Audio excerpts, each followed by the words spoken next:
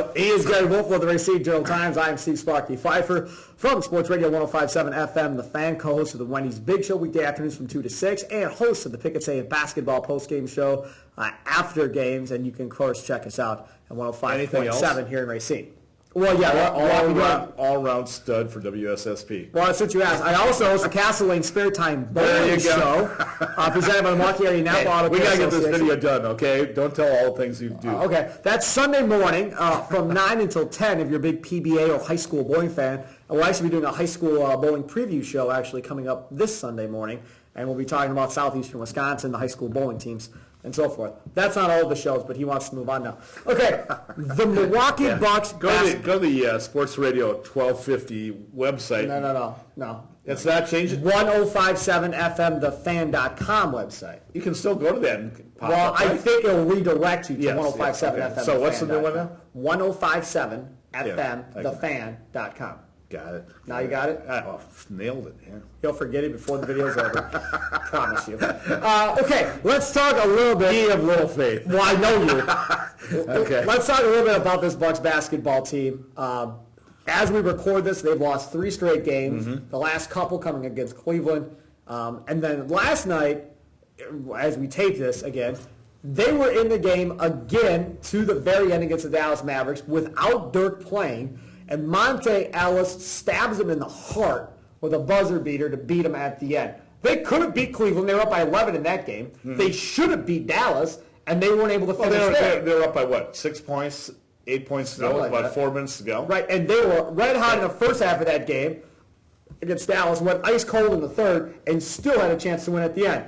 And while everybody freaks out and says, oh, Monte Ellis traveled and this and that, okay, fine, you're right on all that. But, and I think this is what Jason Kidd has to remember himself before he loses his mind, is they're young, they're learning how to finish. And that's going to be a process that's going to go on all year. And when they start learning how to finish these games against these really good teams, they're going to be really, really dangerous. And I said on the postgame show, after that Cleveland game, I bet you money.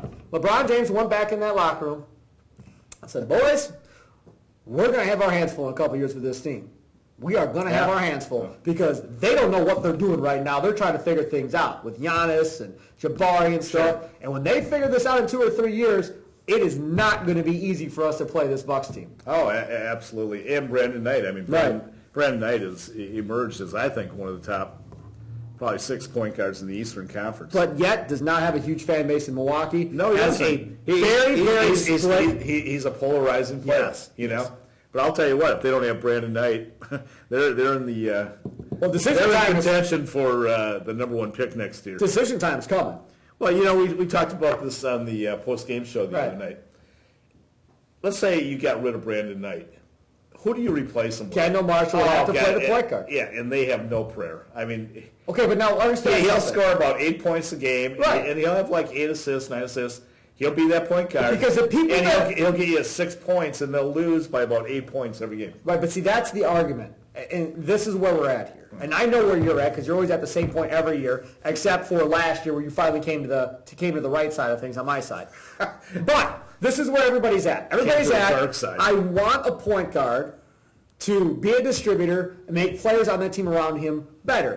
Get Jabari easy shots. Get Giannis easy shots. Make it easier on others. Get that guy cutting baseline and get him the easy basket on the penetration. Yeah, you want John Stockton. The problem is, how many John Stocktons are there out there? Okay, now that wasn't the name brought up last night. A guy called in and said, well, you know, there's not exactly a lot of Jason Kidds in the NBA anymore. And I said, you're right. There's Rajon Rondo. That's about it. And he can't shoot with the leg. But that's the same thing. Neither could Kidd, really. I agree. Okay. One of the most overrated shooters of all time. But he was a distributor, and he made his team go. And how many times did he get to the finals? Well, he won. One time, yeah. Well, and he won. Yeah, and they beat the Heat. One time. Okay, but look at Rondo. You put talent around Rondo, and he runs the offense, and they're unstoppable. They were so good, right? That is what Bucks fans want for this team. But as I said last night on the postgame show, that's fine. But right now, this coaching staff and this ownership group is trying to win basketball games. If you take Brandon Knight off this team, you don't have your most consistent scorer on the team. He's the best player by far right now. He's the most consistent scorer they have. So from that perspective, you screw yourselves for the short term, and hoping to get better in the long term. I disagree with that either as well, because he's only 23. So, I mean, theoretically, he's not going to really enter his prime until he's 25, 26. No, I understand that. But for those people that want to trade Brandon Knight, my point is you're screwing yourself now to hopefully find the guy you want in 2 or 3 years. Then come back with that argument. Let's say you trade Brandon Knight for who? John Wall? Who's going to take – you got to get something very good back. I don't think – well, from John Hammond's point of view, you're right. But those anti-Brandon Knight fans, Gary, don't care. Well, I know, but those people have already made up their mind about Brandon Knight 2-3 years ago already and say, hey, this guy can't cut it, and they're just really not looking at the big picture. This is what I like about Brandon Knight. I'm in the camp of saying he's not as good of a distributor as I want. Mm-hmm. John Hammond said the same thing at the end of last year as general manager, that's something that he needs to work on. Right. I will say this. I think he's gotten better this year distributing the basketball than where he was at last year. Right. In my opinion. Right. Having said that, this is what I love about Brandon Knight. I love his work ethic and how hard he works to get better in the offseason. Right. It's all been well documented. Right. If you don't believe me, you can go find it on the internet. That I love. Mm-hmm. I love the fact that he appears to be a leader. That those guys on that team rally around Brandon Knight. Mm-hmm. This locker room went from a locker room with no leaders and complete disarray last year. Correct. To all of a sudden now, Brandon Knight is taking on a leadership role. Larry Sanders, for whatever the reason, has always kind of been a leader in that locker room. And now you input O.J. Mayo, the new O.J. Mayo, into this. And you can hear him on the court leading this basketball team. And you can tell that guys are rallying around O.J. Mayo too. Now all of a sudden you've got some leaders in this locker room to point these younger guys. Again, Larry Sanders, say what you want, but trying to point these guys, in the right direction going forward. That's what I love about Brandon Knight. You just listen to him talk after games, and you're like, I'm okay with this guy leading this basketball team. Absolutely. I think if you want to have a good team, you better have somebody on your team that has a dominating personality that can bring everybody in, whether it's your point guard, shooting guard. Jabari doesn't have that dominant personality. I'll tell you one thing. Jabari Parker is pretty good as leader right now, because when you see things happen, you see Larry Sanders starting to lose his cool. Exactly. Who's the first person over there talking to him, trying to calm him down? Jabari. Well, I think the whole team's got a memo on Larry Sanders. If Larry goes off, everybody go hell. Exactly. Jabari, they know what they're playing with. They're playing with fire. Jabari Parker is going to be the face of this team, and he's going to be the leader of this team. But I think what Jabari Parker is doing right now is saying, I'm just a rookie. I'm not stepping on anybody's toes. I agree. Just going to let this play out. And then when Jabari Parker eventually is the best player on the basketball team, then Jabari Parker will become more vocal and take leadership. It's amazing how he can score points in bunches. I mean, I can't tell you how many games this year in the first quarter he had 8 or 10 points already. And then he sits. And if he wants to impose his will, he's going to be a 25-point per game scorer. That's what I'm expecting. If he wants. Sorry. I don't know if Jason Kidd wants that. And that's what I think Jason Kidd wants it eventually. I don't think Jason Kidd wants to lump it all on him now his first year. And you know what, Jason Kidd, and I understand you want the share the ball philosophy. I mean, it sounds good in theory because you're a team, right? But in the NBA, man, you got to have studs. He will. Guys that will just put it in the NBA. Yeah, all the great teams have at least 2, if not 3, that will big-time scores. It will happen. It will be Jabari, and it's going to be Giannis. If Giannis continues to develop, and like we always say, if he gets a mid-range jumper, he's going to be dynamite. But I think at some point it will. I just think Jason Kidd looks at it and goes, I remember what it was like my rookie year and all the pressure I had on me going into Dallas and all that. Mm-hmm. Last night in a back-to-back, you play Cleveland. Dallas comes in off double OT. They rest Dirk so they don't have to play Dirk.